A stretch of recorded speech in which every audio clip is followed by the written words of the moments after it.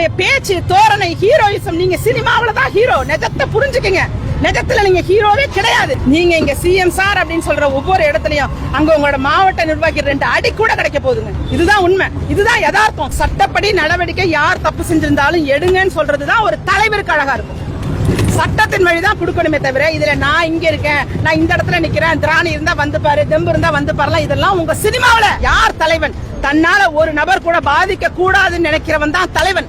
அப்புறம் தான் காப்பாற்ற முடியும். ஃபர்ஸ்ட் ப்ரொடெக்ஷன், காப்பாற்றணுங்கிற நோக்கம் இருக்கணும்.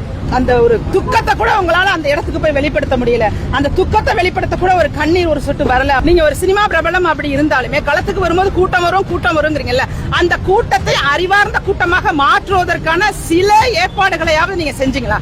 சில ஏற்பாடுகள். சும்மா நான் சொல்லிட்டேன் அப்படிங்கிறது கிடையாதுங்க. இது ஒரு நீண்ட நெடுந்தூர பயணம். கூட்டத்தை முதல்ல அரசியல் படுத்தணுங்க.